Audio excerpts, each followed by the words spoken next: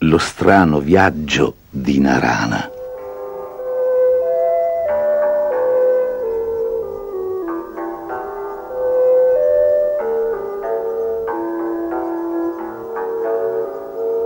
In una giornata gelida ma soleggiata, Narana si accinse al lungo cammino per tornare al suo villaggio. Era andata a trovare sua sorella sulle colline e ora stava tornando a casa sulla costa da suo marito e dai suoi figli. Narana si mise ai piedi le racchette da neve e iniziò il suo percorso attraverso la neve soffice. Ma tutto a un tratto il tempo cambiò. Il vento si faceva sempre più forte e sollevava la neve, e la povera Narana riusciva a malapena a vedere dove stesse andando. Poi la tormenta infuriò e il vento impetuoso la gettò per terra. Rotolò da un lato all'altro, sballottata dalla tempesta, fino a trovare riparo fra quelli che le sembrarono i tronchi di due grossi alberi. Finalmente la tormenta si calmò e il cielo si schiarì. Ma Narana non aveva idea di dove si trovasse. Di fronte a lei si stagliavano 4 promontori, ricurvi come le dita di una mano enorme, su cui crescevano dei cespugli scuri e spinosi. Al cadere della notte raggiunse la cima più alta e riuscì a trovare una grotta in cui ripararsi dal vento. Stanca e infelice, si accoccolò e prese sonno. Al mattino Narana camminò lungo il crinale della strana collina. Da una parte il pendio era coperto dai curiosi cespugli, dall'altro lato era percorso da grosse striature blu, come se ci fossero stati dei fiumi sotterranei. Si lasciò scivolare giù e cominciò ad arrampicarsi dall'altra parte. Camminò per ore e ogni tanto sentiva certi strani rumori gorgoglianti sotto i piedi. Ma che strano posto è questo, pensava. Non ho mai visto niente di simile prima d'ora. Chissà dove mi trovo. Cammina, cammina, arrivò in una vasta pianura e in lontananza vide una grande foresta nera che sembrava toccare il cielo. Narana arrancò in quella direzione, ma prima di arrivarci si imbatté in un altro bosco, dove si fermò a ripararsi per la notte. Narana era stanca e affamata. Mangiò una manciata di neve per calmare la sete, ma tutte le sue provviste di cibo erano andate perdute nella tormenta. Aveva appena iniziato a camminare verso la grande foresta nera, quando sentì il terreno muoversi e tremare sotto i piedi. Boom, boom, boom, faceva con battiti irregolari. È un terremoto, pensò. La terra si aprirà e mi inghiottirà. All'improvviso l'aria fu invasa da un rumore forte come un tuono. Chi sei? E cosa ci fai qui, dove non viene mai nessuno? Da principio Narana non poté spiccicare parola. Si guardò intorno, ma non riuscì a vedere nessuno. Io sono Narana, disse infine rivolta verso il cielo con la voce che le tremava di paura. Stavo tornando a casa mia quando ho perso la strada a causa della tormenta. Chi sei tu? Cosa sei tu? Uno spirito della montagna? No, io sono un gigante, tuonò la voce. Mi chiamo Kinak. Dormo qui solitario nella grande piana per potermi stiracchiare senza schiacciare i villaggi o gli alberi. Ma dove sei? Chiese Narana, continuando a guardarsi intorno. Sono sotto di te, Narana. Mi stai scaldando da 2 giorni. Hai cominciato dalla mia mano sinistra e ora sei sopra il mio cuore. Immagino che lo sentirai. Sì, lo sento. Oh, spero di non averti fatto male. La terra tremò di nuovo, anche più violentemente di prima, e Narana venne scaraventata di qua e di là, mentre la risata del gigante risuonava lontano per miglia e miglia attraverso le vallate. No, piccolina, non mi hai fatto male, nemmeno il solletico. I branchi di renne mi danno un po' fastidio, ma un umano è niente per me. Il gigante ridacchiò e di nuovo Narana ruzzolò nella neve. Ti ho vista per la prima volta quando ti eri accoccolata fra il mio pollice e l'indice. Poi ti sei arrampicata sulla mia mano, sul polso, su per il braccio, fino allo stomaco. Quella che vedi davanti a te è la mia barba, ma ora non riesco a vederti bene, a meno che non alzi la testa e la chini. Vuoi arrampicarti sulla mia faccia? Ci volle un sacco di tempo perché Narana si arrampicasse fino alla faccia di Kinak. Per non addentrarsi nella foresta della sua barba, pensò di procedere lungo il collo e di scalare l'orecchio. Faresti meglio ad andare dritta fino alla punta del naso. Non vorrei inghiottirti per sbaglio. Narana chiese al gigante di bisbigliare, perché la sua voce era spaventosamente forte per lei. Malgrado ciò, quando lui parlò, cadde tramortita. Invece lei, per farsi sentire, doveva gridare. «Devo andarmene, Kinak!» disse. «Sono già in ritardo di 2 giorni e la mia famiglia sarà terribilmente in pensiero per me.» «Beh, se proprio devi andare, ma mi mancherai, Narana. A volte ci si sente molto soli quassù. Beh, almeno potrò stiracchiarmi a dovere e girarmi sul fianco. Non mi sono più mosso da quando ti ho vista, per paura di schiacciarti.»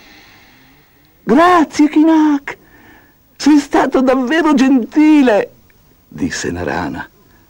«Ma dove mi trovo?» «Non ha importanza, piccolina. Tu dove abiti?» «Nel villaggio di Tivnu, vicino al mare.» «Non è molto lontano, allora. Ti soffierò fino lì.» «Che intendi dire?» «Arrampicati sul mio labbro inferiore e siediti con la schiena verso di me.» Narana fece come il gigante le aveva detto e si sedette sul suo labbro. Sotto di lei la terra cominciò a gonfiarsi mentre Kinak prendeva fiato. Egli soffiò garbatamente e lei volò via dal suo labbro, proiettata nell'aria, girando su se stessa come un turbine. Pochi secondi dopo atterrò su un grande cumulo di neve, sana e salva. Si alzò, scosse la neve dai suoi abiti e proprio di fronte a lei, a pochi minuti di cammino, vide il villaggio di Tivnu. Mentre Narana correva felice verso casa, le parve di sentire in lontananza come un susseguirsi di tuoni rombanti. Sembrava quasi che un gigante stesse singhiozzando.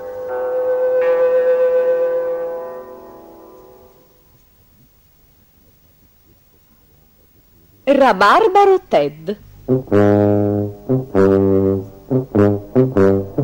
conoscevo uno strano ometto. Si chiamava Rabarbaro Ted, perché portava il rabarbaro al posto del berretto.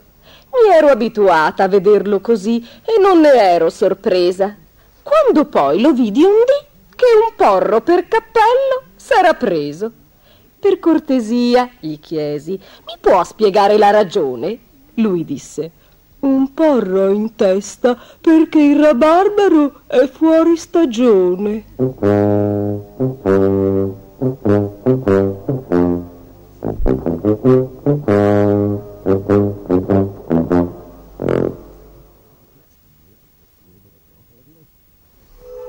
Gobbolino, il gatto di casa.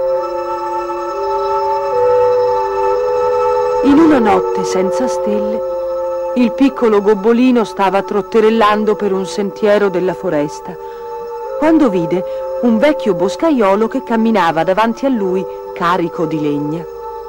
Gobbolino si sentiva solo e sperduto e fu felice di vedere qualcuno. Così si mise silenziosamente alle calcagna del boscaiolo fino a che giunsero a una minuscola casetta.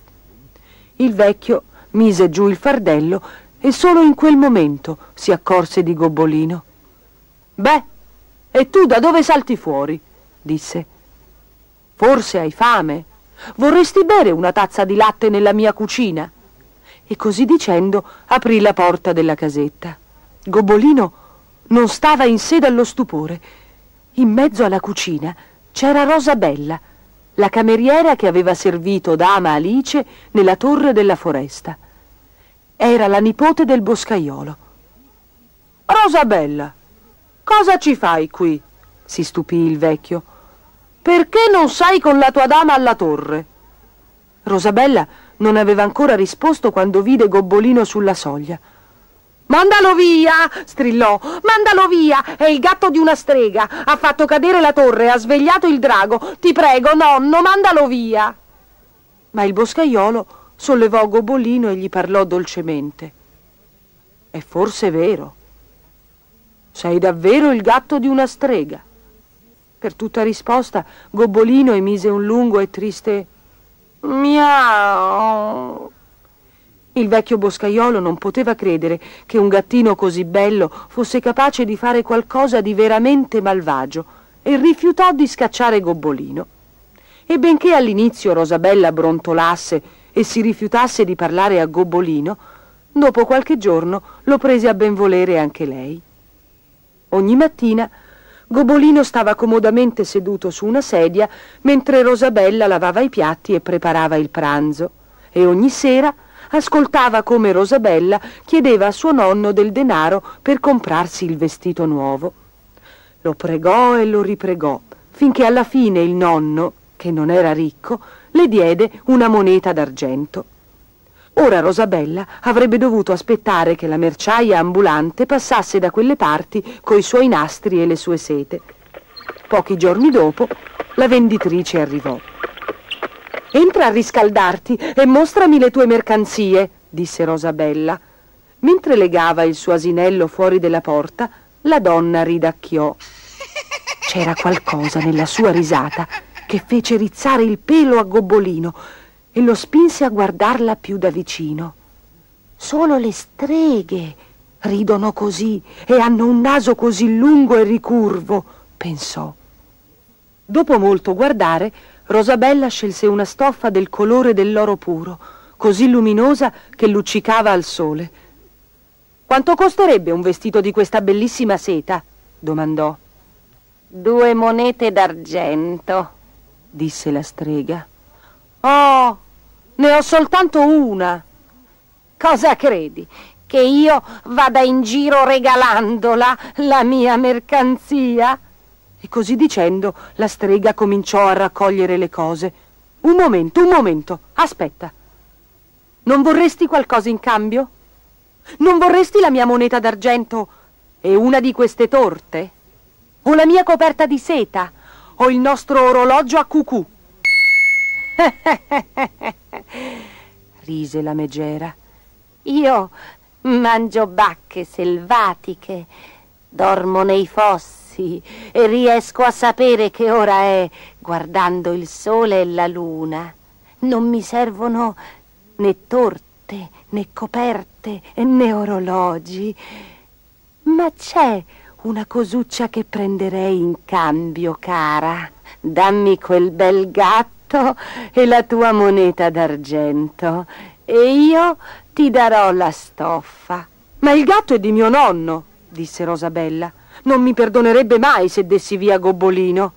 Beh, non importa, ma se cambi idea sappi che io sarò nella capanna di legno in fondo alla foresta per 3 giorni. Durante i 2 giorni seguenti, Rosabella fu di pessimo umore, ma d'improvviso il suo atteggiamento cambiò. Offrì a Gobbolino una ciotola piena di panna e gli sussurrò: «Oh, bel Gobbolino, guarda, questo è il mio sacchetto di velluto più bello. Non pensi che sarebbe un bel lettino per te?»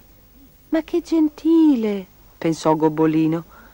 Sbagliavo proprio, pensando che fosse una scorbutica, e con un balzo si infilò nel sacchetto. Con una mossa lesta, Rosabella tirò i nastri del sacchetto, in modo che Gobbolino non potesse uscire.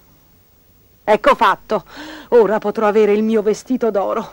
Al nonno dirò che sei scappato».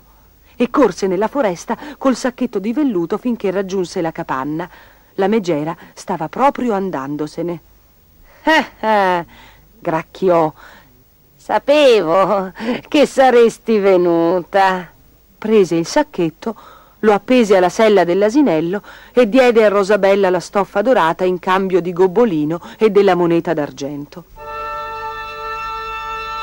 Per giorni e giorni Gobbolino attraversò la desolata landa delle streghe, dove il sole non brilla mai. Poi un bel giorno la falsa venditrice ambulante si fermò per far visita a un'amica che abitava in una grotta sopra un'alta montagna. Davanti alla grotta stava seduto un giovane gatto nero con gli occhi verdi come l'erba. Era Sutica, la gemella di Gobbolino. I 2 gattini furono molto contenti di rivedersi. Mangiarono dalla stessa ciotola una minestra cotta nel calderone della strega e poi Sutica mostrò a Gobbolino tutti i trucchi che aveva imparato. Fece uscire una musica strana dal calderone e un'intera famiglia di porcellini volanti prese a danzare per la grotta. Rese invisibile la strega e per un momento rese Gobbolino tutto rosso come una fiamma. «Adesso facci vedere qualcuno dei tuoi trucchi, Gobbolino!» Ma lui non sa far niente», sghignazzò la vecchia venditrice ambulante.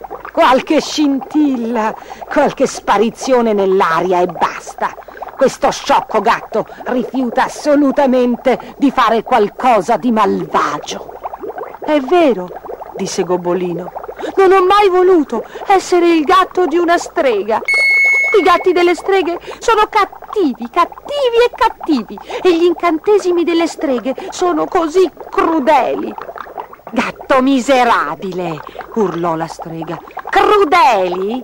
È questo il modo di parlare per un gatto di strega?» E così dicendo lo acchiappò per la collottola e lo scaraventò nel calderone.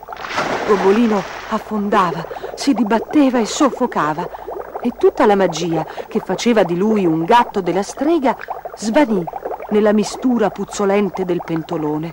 «Presto, salta su, fratello!» disse Sutica montando su una scopa.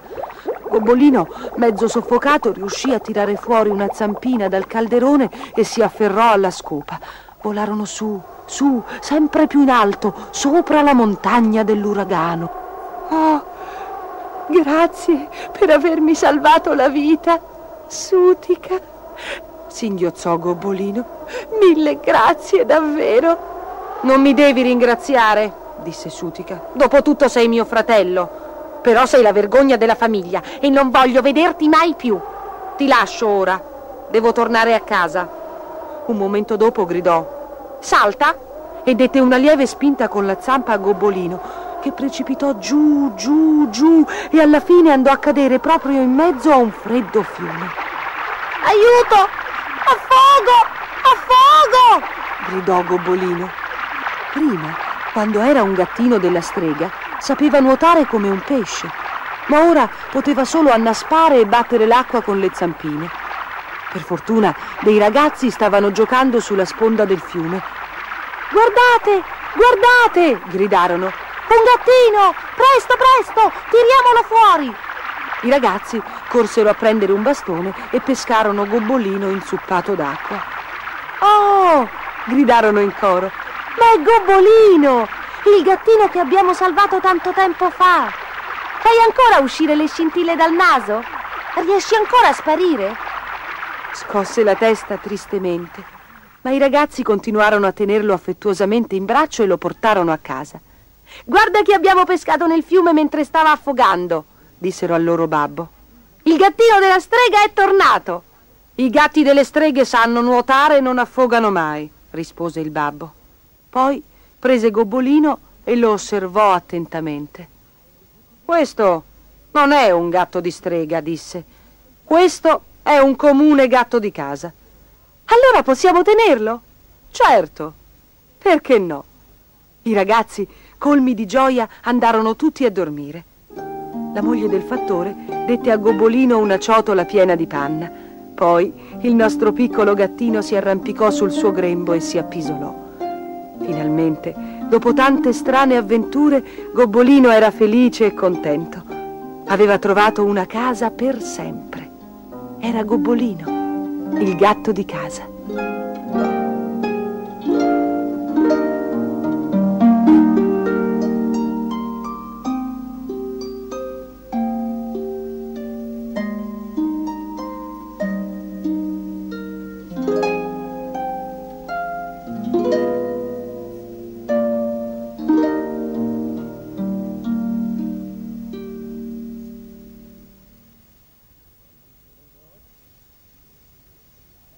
I vicini rumorosi. In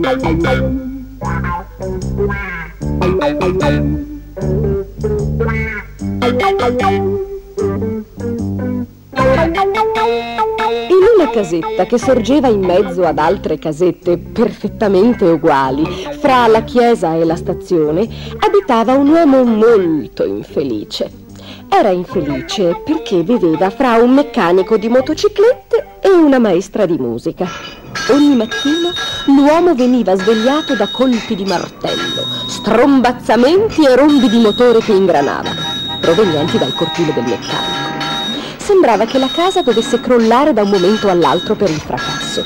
Poi il primo alunno della giornata arrivava alla casa della maestra di musica e allora giù uno stridere di violini, uno strimpellare di pianoforti, uno spernacchiare di trombe o il lamento stonato di un flauto.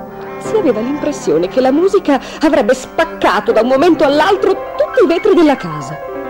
L'uomo, che viveva fra questi due vicini rumorosi, le aveva provate tutte. Tappi di cera per le orecchie, copri orecchie imbottiti, cacciare la testa sotto il cuscino, perfino chiudersi nell'armadio. Ma i motori ruggivano e la musica strideva fino a fargli scoppiare la testa. «Così non si può andare avanti», disse fra sé una mattina, ma non riusciva nemmeno ad udire i propri pensieri e dovette quindi urlarlo forte. «Così non si può andare avanti!» Andò dal meccanico che abitava nella casa accanto e gli offrì un bel gruzzolo affinché vendesse la sua casa e se ne andasse. «Agli ordini, comandante», disse il meccanico, che non aveva mai avuto fra le mani unte tanto denaro. «Me ne andrò domani». Poi l'uomo andò dalla maestra di musica e le offrì tutto il denaro che gli restava perché traslocasse. «Oh, ma certo, naturalmente, caro», disse la maestra, che non aveva mai visto tanti soldi in vita sua. «Me ne andrò domani stesso». E così l'uomo della casa di mezzo se ne andò tutto felice a rinchiudersi nell'armadio con un cuscino sulla testa e con i copriorecchi imbottiti per l'ultima volta. e si chiedeva come mai quella fantastica idea non gli fosse venuta in mente prima. Il mattino dopo andò perfino ad aiutare la maestra a fare le valigie. Spero proprio che abbia trovato un altro bel posticino in cui abitare, disse mentre l'aiutava a trasportare il pianoforte giù per le scale. Oh, sì, grazie. Sono stata davvero molto fortunata. Ho saputo che anche il meccanico che vive 2 porte più in là cercava un posto dove andare ad abitare, e così io vado ad abitare nella sua casa e lui verrà ad abitare nella mia.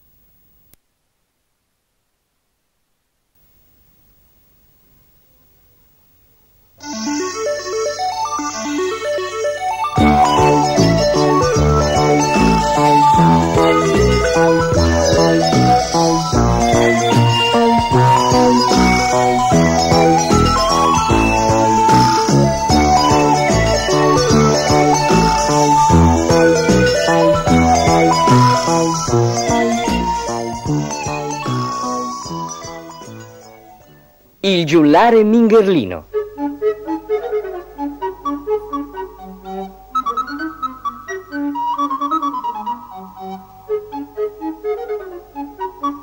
Il giullare Mingerlino era un personaggino patetico.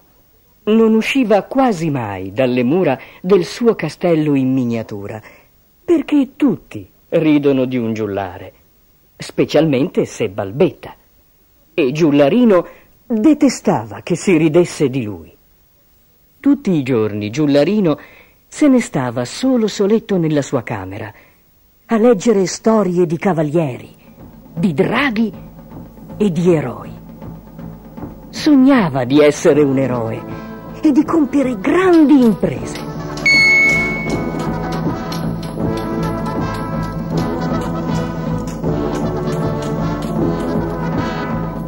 Sognava di essere un abile spadaccino, ma era troppo goffo. Giullarino si atteneva scrupolosamente alle regole d'armi, ma inciampava sempre nella sua spada. Un giorno, mentre sedeva tristemente, vide Pauracchio, il ragno brutto e feroce che stringeva tra le zampe la regina bianca. Ha rapito la regina! Gridò Giullarino. Devo avvertire il re! E corse attraverso il ponte levatoio. Corse alla grande scacchiera, ma trovò il re e i suoi cavalieri profondamente addormentati. Svegliatevi! È successa una cosa terribile! Gli scacchi si svegliarono con gran tramestio. Date un cavallo a questo coraggioso! Ordinò il re e consegnò a Giullarino la sua spada. Ma perché? Disse Giullarino. Poi sentì un cozzare d'armi. Era il cavaliere nero. Preparati alla tenzone! Tuonò. Tenzone! Gridò Giullarino. Era troppo tardi. Il cavaliere nero aveva già iniziato la sua carica. Ma quando vide Giullarino Mingerlino, scoppiò a ridere. Non posso giostrare con un giullare! E rise così tanto che cadde da cavallo. Povero Giullarino. Tutti si beffavano di lui. Gliel'avrebbe fatta vedere. Avrebbe salvato la regina bianca. e galoppò via in cerca di Pauracchio. La salverò!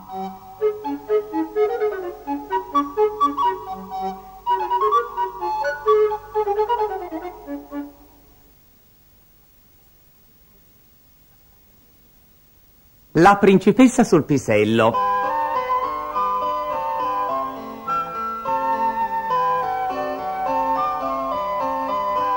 C'era una volta un giovane principe che abitava una terra lontana, ma non era un principe felice perché non riusciva a trovare una vera principessa da sposare. «Ah, sei davvero troppo esigente», disse la regina madre. «Ti ho presentato le più belle, le più intelligenti, le più affascinanti principesse di questo reame e di tutti i reami che conosco, ma tu non sei mai soddisfatto». «Ti sono molto grato, madre», replicò il principe, «ma è così raro trovare una vera principessa, e tuttavia sono sicuro che un giorno o l'altro la troverò». Nel profondo del suo cuore era certo che in qualche luogo chissà quando l'avrebbe incontrata e non smetteva mai di cercare. «Ho conosciuto molte ragazze che si definiscono principesse», diceva. «Alcune sono bellissime, altre sono molto intelligenti, altre ancora sono affascinanti. Ma la mia principessa deve essere tutto questo insieme e qualcosa di più». Per un anno intero veleggiò intorno al mondo in cerca della sposa perfetta. Visitò palazzi in Persia e in Perù, castelli in Cina e in Spagna, ma non trovò il volto che cercava. Quando tornò nel suo paese, l'estate soleggiata stava tramutandosi in un autunno freddo e grigio. Una notte, non molto tempo dopo il suo ritorno, si scatenò un terribile uragano. I tuoni rombavano, i lampi illuminavano il cielo e un vento gelido si insinuava sotto gli stipiti di porte e finestre del palazzo. Il principe era andato a letto presto al caldo. Il re e la regina, invece, erano rimasti nel salone a leggere. Il vecchio re rabbrividì mentre avvicinava la sua poltrona al fuoco. «Sono proprio contento di trovarmi qui al riparo dal freddo. Provo pena al pensiero di quanti sono stati sorpresi fuori casa da questo tempo orribile». «Chiunque abbia un po' di buonsenso non si avventurerebbe mai fuori in una notte simile», rispose la regina. Aveva appena finito di dire queste parole quando udirono bussare al portone. E poi di nuovo, e di nuovo con più forza. Il re si precipitò nell'atrio, tirò tutti i chiavistelli e con grande sforzo spalancò la porta. Il vento soffiò dentro una raffica di grandine e pioggia, mentre la luce di un lampo illuminava il porticato. Rabbrividì il re e poi scrutando l'oscurità: «Santo cielo, ma chi sei, povera ragazza?» Là fuori, nell'infuriare della tempesta, c'era una bella giovinetta, con gli abiti inzuppati d'acqua e le scarpe coperte di fango. I suoi lunghi capelli dorati le cadevano in boccoli umidi sulle spalle. «Sono una principessa», disse la straniera battendo i denti. Sì, mia cara, certamente», sorrise il re. «Beh, faresti meglio ad entrare, anche se devo dire che non ho mai visto una principessa arrivare senza carrozza». «E neppure io», pensò la regina. «Saprò subito se si tratta di una vera principessa o no». E così, mentre la giovane straniera si riscaldava davanti al fuoco gustando un pasto caldo, la regina e la sua cameriera si misero al lavoro ai piani superiori. Prima di tutto tolsero tutte le coperte dal letto di una delle camere degli ospiti. Poi la regina pose un pisello secco sul materasso. Dopodiché misero a soqquadro tutti gli armadi del palazzo fino a che riuscirono a trovare altri 20 materassi e infine li collocarono uno sopra l'altro sul pisello secco. C'erano materassi di tutti i colori dell'arcobaleno, di ogni forma e misura, e ognuno di essi era soffice abbastanza da permettere a chiunque un sonno tranquillo. Certo, la vista di tutti quei materassi impilati era un po' strana. «Ecco fatto», disse la regina. «Ora vedremo se si tratta di una vera principessa o no». e se ne tornò da basso. «Ti ho preparato il letto io stessa», disse alla graziosa straniera. «Sono sicura che riposerai benissimo». E così la fanciulla andò di sopra, si spogliò e si arrampicò su una scala per raggiungere la sommità del letto. L'uragano si era placato. Al mattino seguente, quando l'ospite scese a fare colazione, la regina sorrideva tra sé. «Come hai dormito, carina?» chiese alla fanciulla mentre si sedevano a tavola. «Sono mortificata di dover dire che non ho dormito affatto bene», rispose la straniera. «È scortese da parte mia dirlo, ma malgrado tutti quei materassi sono stata scomodissima».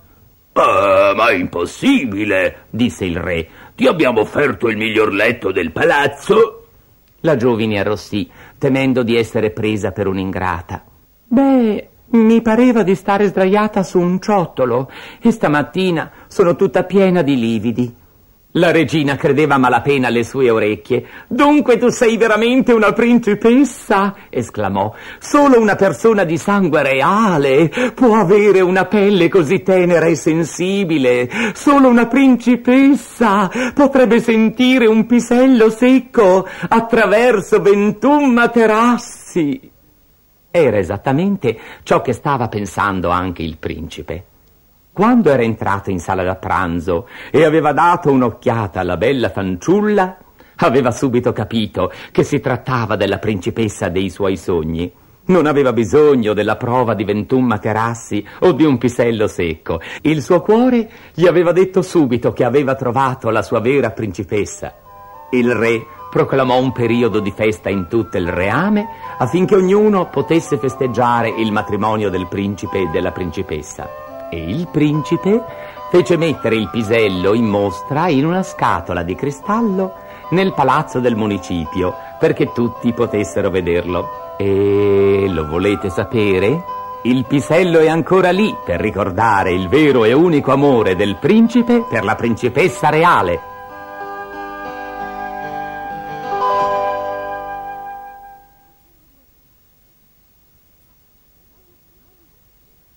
La volpe e il corvo.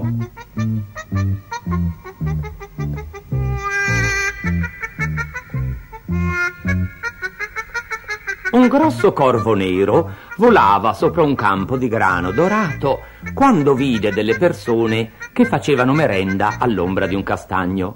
«Ma che colpo di fortuna!» pensò. «Quella gente mi lascerà di sicuro qualche bel bocconcino!»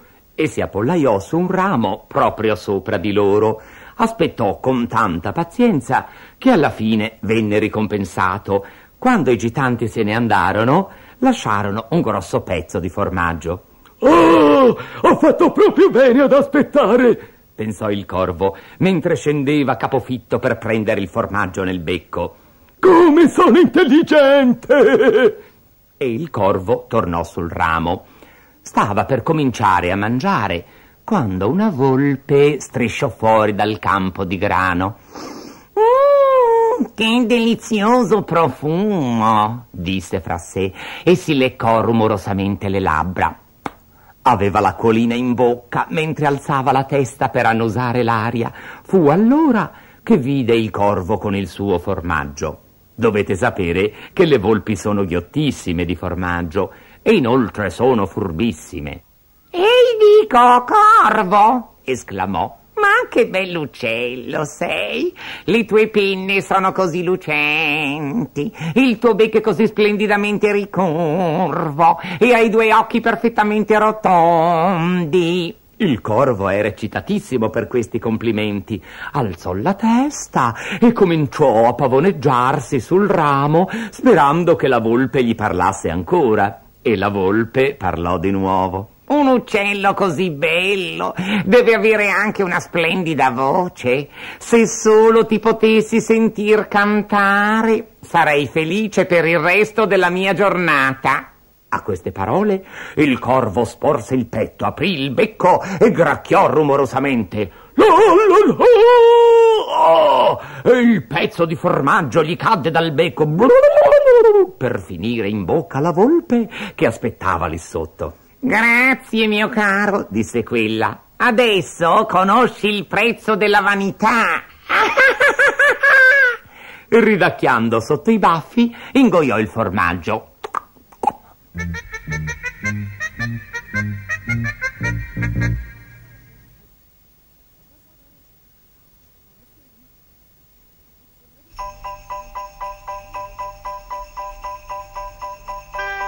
Il Natale precoce di Babbo Natale.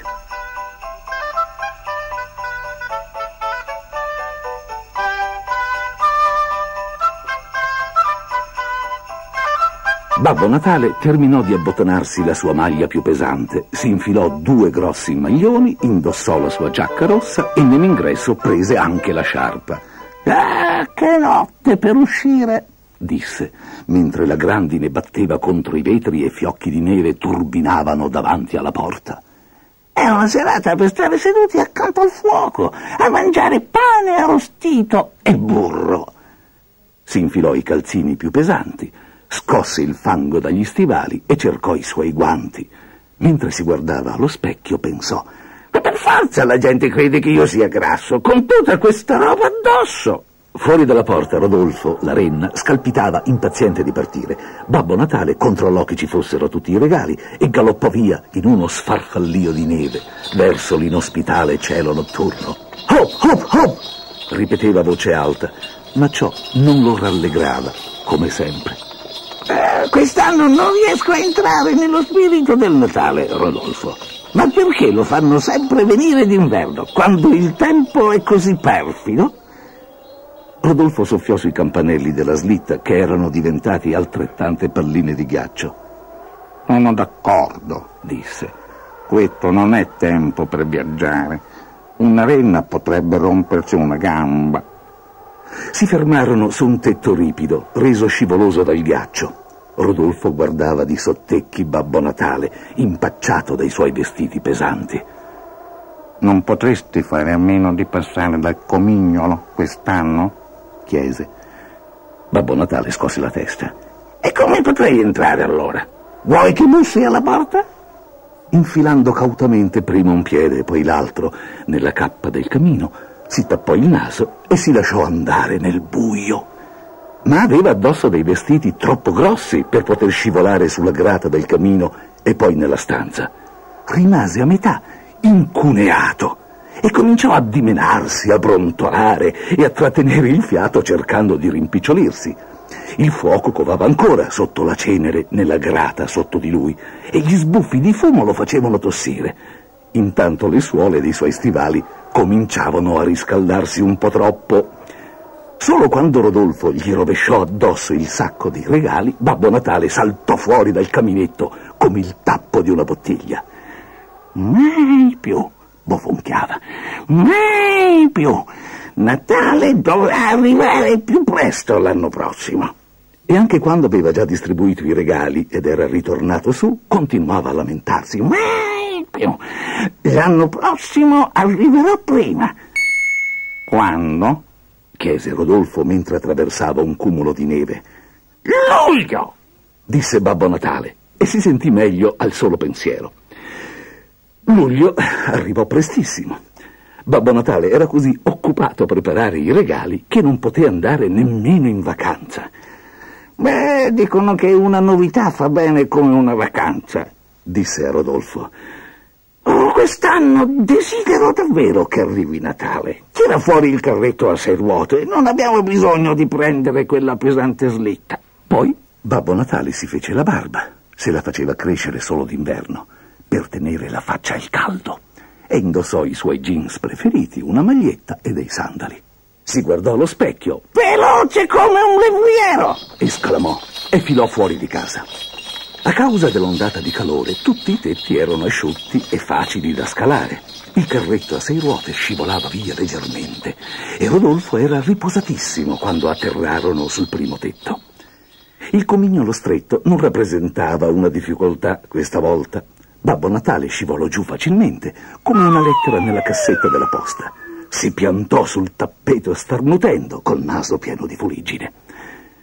Ma guardandosi attorno, vide che qualcosa non andava. Non c'erano bicchierini di liquore né pezzi di torta a dare il benvenuto a Babbo Natale. Non c'era l'abete né le decorazioni. Mancavano i regali che babbo e mamma erano soliti scambiarsi fra loro. La casa aveva un aspetto solitario e nudo. Poi a un tratto la verità lo colpì. La famiglia è andata in vacanza! Oh, ma che roba! Sono andati in vacanza senza nemmeno pensare a me! Deluso, risalì dalla cappa del camino con tutti i suoi regali. Non mi aspettavano! Disse mentre a fatica si tirava fuori dal camino fradicio di sudore per il caldo. Sono andati tutti in vacanza, roba da non credersi!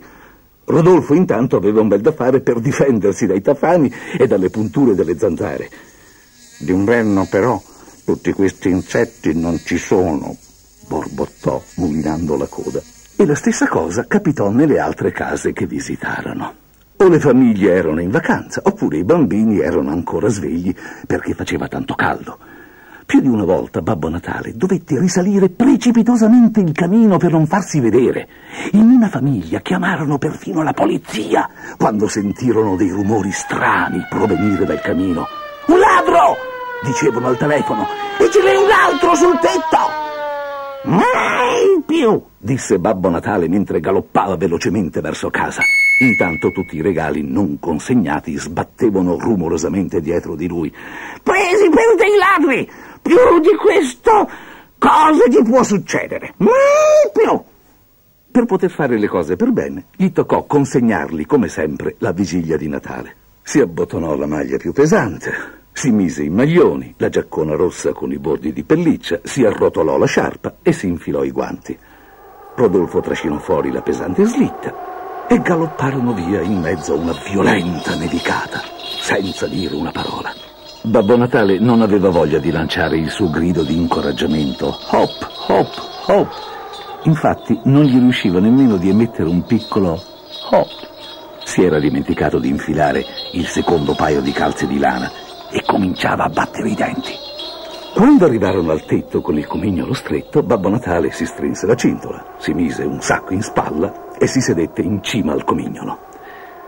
«Non so proprio chi me lo fa fare», bofonchiava, mentre faticosamente si calava giù. Poi sparì alla vista. Di sotto, nella sala, 10 festoni colorati attraversavano il soffitto, come 10 arcobaleni di carta. Un alto abete torreggiava in un portavasi rosso, con i rami spalancati a tenere in equilibrio innumerevoli lucine colorate. I suoi aghi erano adornati da ghirlande argentate. Il riflesso della neve illuminava la stanza di una bianca luce, facendo spiccare i 50 cartoncini di auguri. Buon Natale, tanti auguri, con amore. Per Babbo Natale c'era scritto su un biglietto dorato vicino a una bottiglia di vin dolce e a un pezzo di torta. Babbo Natale bevve, mangiò e si guardò intorno, provando una sensazione sconosciuta di calda tenerezza. Di sopra i ragazzi dormivano, avvolti in calde coperte colorate. Che bellezza il Natale! Sospirò e un nodo in gola gli impedì di dire hop, hop, hop. Tornò sul tetto. La salita non gli sembrò più così difficile e la sua barba invernale impedì alla fuliggine di andargli su per il naso. «Mi spiace, Rodolfo», disse saltando fuori dal comignolo, «ma in futuro io consegnerò i miei regali solo la vigilia di Natale». Sembrava che Rodolfo non stesse ascoltando. Stava osservando le stelle scintillare sui tetti innevati. Una luna argentata tremò al suono delle campane di Natale. «Hop, hop», disse la renna, emettendo nuvolette di fiato. «Che bellezza il Natale!»